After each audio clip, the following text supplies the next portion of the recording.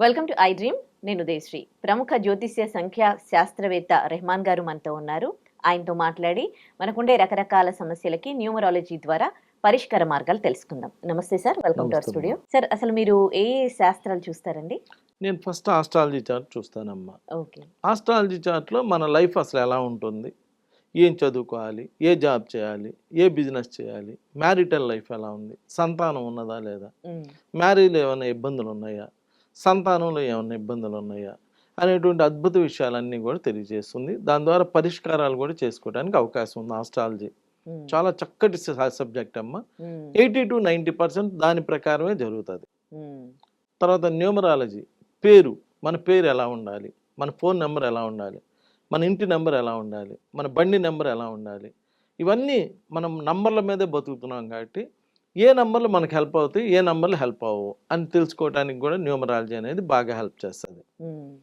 అలానే పామిస్ట్రీ, చేయి చూసి మనం ఫారెన్ వెళ్ళడానికి అవకాశం ఉందా లేదా, మనం ఇల్లు కట్టుకోవడానికి అవకాశం ఉందా లేదా, మనకు సంతానం ఎంత ఉండడానికి అవకాశం ఉంది, ఇలాంటి అద్భుతమైనటువంటి విషయాలన్నీ కూడా చేయి చెప్తుంది. ఫేస్ రీడింగ్, ఫేస్ చూడంగానే మన యొక్క లైఫ్ ఎలా ఉంటుంది. ఇంకొక చిన్న విషయం, సింగిల్ పేరెంటా డబుల్ పేరెంటా కూడా చెప్పేయచ్చు ఫేస్ చూసి. ఒక అద్భుతమైన శాస్త్రం అమ్మ. ఈ చెవు మీద అక్కడక్కడ కొంతమంది ఘాట్లు వస్తాయి, పేరెంట్స్ ఇబ్బంది అవుతుంది. ఆ తర్వాత ఫేస్ మీద అక్కడక్కడ డాట్స్ వస్తాయి, అది పుట్టుమచ్చ అనుకోండి లేదా పులిపురి అనుకోండి ఇంకోటి అనుకోండి. ఆల్ డాట్స్ మన లైఫ్లో డిస్టర్బెన్సెస్.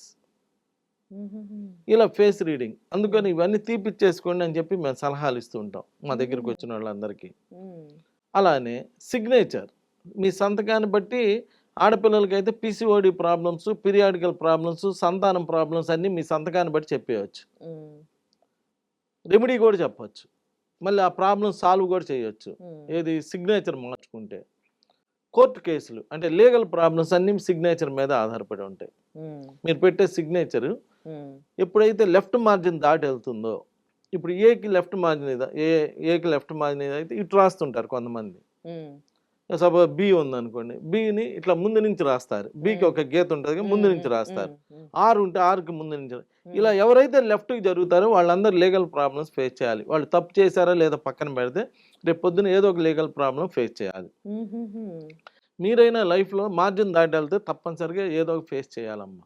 మార్జిన్ దాటినప్పుడు యాక్సిడెంట్ అవ్వకపోవచ్చేమో కానీ కాస్త స్లోగా వెళ్ళటం, ఎదురు పక్కన చూసుకుంటే జాగ్రత్తగా వెళ్ళాల్సి వచ్చింది. మార్జిన్ ఎప్పుడైతే దాటుతామో ఎవరైనా సొసైటీలో మార్జిన్ దాటకూడదు. ఇలా సిగ్నేచర్ ఒకటి చూస్తాను. Married date is the most important in the life. మన జీవితంలో మన date of birth first date of birth అయితే మన second date of birth married date బాగాలేతే మ్యారిటల్ లైఫ్ బాగోదు. మ్యారేజ్ డేట్ బాగోతే సంతానం కలగదు. మ్యారేజ్ డేట్ బాగోపోతే ఫ్యామిలీ డిస్టర్బ్ అయిపోతుంది. ఎవరు ఎన్ని చెప్పినా మ్యారేజ్ డేటే మన మీద ఎక్కువ ప్రభావం చూపిస్తుంది. పెళ్లికి ముందు ఎవడైనా ఎట్లయినా బతికిపోతాడు, మీరు అబ్జర్వ్ చేసుకోండి. కాదు కొంచెం డబ్బులు ఎక్కువ ఉండొచ్చు, తక్కువ ఉండొచ్చు, లేదా కాస్త ఎక్కువ చదువుకోవచ్చు, తక్కువ చదువుకోవచ్చు, కానీ పెద్దగా డిస్టర్బెన్సెస్ ఏమి ఉండవు. మ్యారేజ్ నుంచి అసలు లైఫ్ అనేది బిగిన్ అవుతుంది. అక్కడి నుంచి డిస్టర్బెన్సెస్ అనేటువంటిది కూడా ఉంటాయి. So second date of birth చాలా బలంగా ఉండాలని చెప్తాను. సార్, ఫోన్ నంబర్ అంతా అడిషన్ చేయగా ఒకవేళ 36 వచ్చింది అనుకోండి, వాళ్ళకి ఎట్లా ఉంటది? 36 accidental number, family life disturbed number, no doubt 60-70% of the people. 36 వచ్చిందంటే ఫ్యామిలీలు ఎగిరిపోతాయి.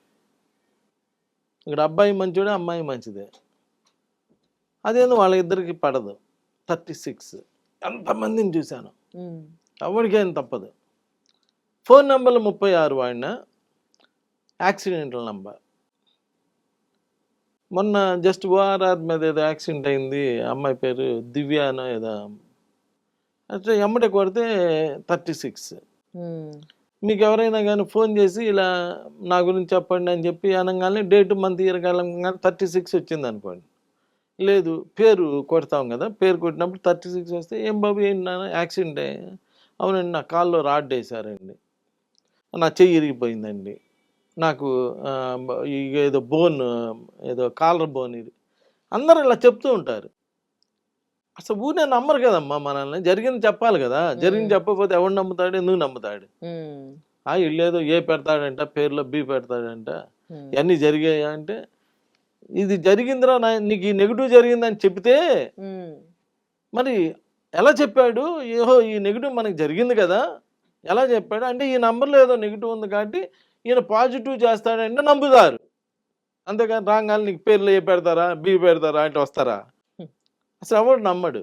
అసలు మొన్న ఎవరో ఒక మెదక్ నుంచో ఎక్కడి నుంచో కొంచెం పొలిటికల్గా కూడా ఉండేవాళ్ళు కూడా ఉంటారు కదా, వాళ్ళు వస్తే ఆయన వాళ్ళ అబ్బాయి వాళ్ళిద్దరు ఫ్రెండ్స్ వచ్చి కూర్చున్నారు. అది చూసి ఏం సార్ మీకు పోలీస్ కేసు ఉందా అని. అసలు అది వాళ్ళ ఫ్రెండ్స్ అదిరిపోతారు కదా, వాళ్ళ అబ్బాయి కూడా అదిరిపోతారు. ఎలా చెప్పారు అలా చూస్తే చెప్పేస్తా నేను. మళ్ళీ అదే నమ్మ చెప్పేది, ఎవడు ఊరినే నమ్మడు, జరిగింది చెప్పాలా. రెహమాన్లో గొప్పతనం ఏంటంటే జరిగింది చెప్తాడు. నీకు ఇది జరిగింది కదా అంటే కరెక్ట్గా మ్యాచ్ అవ్వాలి. మ్యాచ్ అయితేనే నెక్స్ట్ ఫర్దర్గా వెళ్తాను నేను. 100% మ్యాచ్ అవుతుంది. న్యూమరాలజీ ఎవరైనా కానీ numerology such a good subject. ఇప్పుడు ఎవరైనా ఎందుకంటారంటే అమ్మా, ఇప్పుడు నువ్వు ఉన్నావు, నీకు హార్ట్ ఆపరేషన్ చేయడం రాదు, అలా అని చెప్పి లేదు అనకూడదు. చేసేవాళ్ళు ఉన్నారుగా, నీకు తెలియదు అంటే మనకు తెలియని ప్రపంచం చాలా ఉంది, అది చేసేవాళ్ళు చేస్తున్నారు. అలానే న్యూమరాలజీ చక్కటి సబ్జెక్ట్ అమ్మా. ఎంత చక్కటి సబ్జెక్ట్ అంటే లైఫ్ని అలా టర్న్ చేసేటువంటి సబ్జెక్ట్.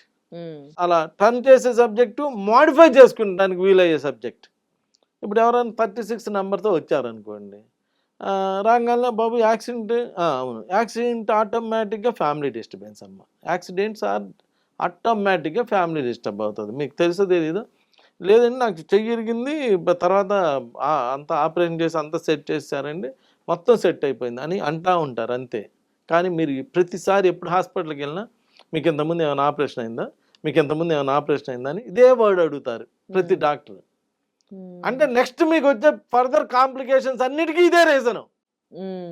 ఏ రీజన్ మీద అయినా వెళ్ళండి, జ్వరం వెళ్ళా ఇంతకుముందు మీకు ఏమన్నా ఆపరేషన్ జరిగిందా అని అడుగుతారు. అంటే ఒక్కసారి ఆ భగవంతుడు ఇచ్చిన ఈ బాడీ మీద ఘాటు పడిందంటే దాని యొక్క ఎఫెక్ట్ అలా కంటిన్యూ అవుతూనే ఉంటుంది. అందుకోసం అని చెప్పి నేను ఇప్పుడు 36 నెంబర్తో వచ్చారు, బాగాలేదు, ఆటోమేటిక్ ఫ్యామిలీ ఇబ్బంది అండి అనో యాక్సిడెంట్ అయిందనో ఏదో చెప్తారు అంతేగా. లేకపోతే మా దగ్గర రారుగా, ఎందుకు వస్తారు? ఇప్పుడు మీరు ఇంతవరకు ఇన్ని రోజులు ఎప్పుడైనా డాక్టర్ దగ్గరికి వెళ్ళి సార్ నాకు కొంచెం ఆరోగ్యం ఎవరు అని అనలేదుగా. జ్వరం వచ్చింది తగ్గిమని వెళ్ళారు, లేదా ఇంకోటి వచ్చింది తగ్గిమని వెళ్ళినట్టుగానే కదా మా దగ్గరికి వచ్చేది. అప్పుడు ఆ 36 నెంబర్ చూడంగా వాళ్ళ ప్రాబ్లం అర్థం చేసుకుని 37 నెంబర్ చేస్తాం. 37 నెంబర్ అయినా పెద్ద అద్భుతమైనటువంటి నెంబర్, మంచి అన్డిమినిషింగ్ లక్. అది కూడా ఆ అబ్బాయే చదువుకోవచ్చు. 36 నెంబర్ యాక్సిడెంట్ నెంబర్ అని అబ్బాయి ఫోన్లో చదువుకోవచ్చు. 37 నెంబర్ అన్డిమినిషింగ్ లక్. వీళ్ళ ఇంటర్వ్యూ కోసం 1000 మంది ఎదురు చూస్తుంటారని కూడా వాళ్ళే చదువుకోవచ్చు. డిఫరెన్స్ చూసామ్మా, 36కి 37కి అక్కడక్కడే ఉంటాయి కదా పక్క పక్కనే. ఇది బాగాలేదు, ఇది యాక్సిడెంట్స్ అవుతాయి, ఫ్యామిలీలో డిస్టర్బెన్సెస్ వస్తాయి, లేదంటే పిల్లలు డిస్టర్బ్ అవుతారని చెప్తుంది. ఎమ్మటే అదే 37 నెంబర్ వచ్చేటప్పటికి అన్డిమిషింగ్ లక్ అని చెప్తుంది. నీ ఇంటర్వ్యూ కోసం జనం అందరూ వెయిట్ చేస్తారంటది, మంచి జాబ్స్ వస్తాయి, పర్మనెంట్ జాబ్స్ వస్తాయి అని చెప్తుంది. అప్పుడు ఆటోమేటిక్గా వాళ్ళకి ఆ డిఫరెన్స్ తెలిసిపోతుంది కదా. ఆ డిఫరెన్స్ తెలిసిపోయి అప్పుడంటే వాళ్ళే ఈ 37 నెంబరు మనం ఫాలో అవుతూ ఉంటే ఇలా దానికి మేము ఎక్సర్సైజ్ ఇస్తాం. ఇలా 37 నెంబరు 37 సార్లు రాయండి, అప్పుడు మీ ఈ స్పెల్లింగ్ మీ సబ్ కాన్షియస్ మైండ్లో పడుతుంది. ఆ సబ్ కాన్షియస్ మైండ్లో అప్పుడు ఎవరైనా ఈ పేరుతో పిలిచినప్పుడు 37 నెంబర్ వైబ్రేట్ అవుతుంది. వైబ్రేట్ అయినప్పుడు మీకు పాజిటివ్ వైబ్రేషన్స్ వస్తాయని మేము చెబుతాం. అప్పుడు వాళ్ళు రాసేటప్పుడు వాళ్ళు ఏమనుకుంటారు, ఓహో ఇది రాస్తే నాకు మంచి జరిగిద్దంట, ఇది రాస్తే నాకు మంచి జరిగిద్దంట, ఇది రాస్తే నాకు మంచి జరిగిద్ది అంటా అనేటువంటి మీ మంచి ఆలోచన ఉంటుంది చూడండి, అది ఆటోమేటిక్గా మంచి చేసేది. అద్భుతం. అదే ఇక్కడ మేము చేసేది. మేము చేసే పనల్లా ఏంటంటే ఒక పాజిటివ్ నెంబర్ ఇచ్చి ఆ పాజిటివ్ నెంబర్ యొక్క ప్రొడక్షన్ వాళ్ళ చేత చదివించి, ఇంతకుముందు నెగిటివ్ నెంబర్ ఇచ్చి ఆ నెగిటివ్ నెంబర్ యొక్క ప్రొడక్షన్ చదివించి ఇప్పుడు పాజిటివ్ నెంబర్ ఇచ్చి దీని ప్రొడక్షన్ చదివించడం వల్ల ఆటోమేటిక్గా వాళ్ళ మైండ్లో చేంజ్ వస్తుంది. పాజిటివ్గా ఆలోచిస్తారు, పాజిటివ్గా ఆలోచిస్తే అంత పాజిటివ్గా జరిగిద్ది, నెగిటివ్గా ఆలోచిస్తే అంత నెగిటివ్గా జరిగిద్ది. అలా చేసుకుంటే మంచి లైఫ్ ఉంటుంది. మరి కొంతమంది కరెక్షన్ చేసుకొని కూడా యూజ్ చేయలేదు అనుకోమ్మా, ఇప్పుడు మంచి డాక్టర్ దగ్గరికి వెళ్ళామండి, భలే మందులు రాశాడు, నేను మింగలేదు, దానికి ఎవరు ఏం చేయలేడు కదా, దాన్ని ఎవరు మార్చలేరు, ఇక వాడి కర్మ అలా ఉన్నదన్నమాట. అలా అందుకని పాజిటివ్ నెంబర్స్ మంచిగా పాజిటివ్ రిజల్ట్స్ ఇస్తాయి. కాబట్టి ఈ 36 నెంబర్స్ కూడా వాడమాకండి. ఒకవేళ ఇప్పుడు అర్జెంటుగా మీ ఫోన్ నెంబర్ కౌంట్ చేయండి, 36 వస్తే 36 రివర్స్ కాంబినేషన్ కాబట్టి అది తీసేసేయండి. తీసేసి మీకు ఏది ఉపయోగపడిద్దో నంబరు, మీకు నమ్మకం ఉన్న వాళ్ళని అడిగి తెలుసుకొని ఆ నెంబర్ పెట్టుకోండి. మీ లైఫ్లో టర్నింగ్ అనేటువంటిది కంపల్సరీ ఉంటుంది. నమస్కారం. And for more videos, Please subscribe to iDream. Please subscribe to iDream. Please subscribe iDream. And please subscribe to iDream. For more videos, subscribe to iDream.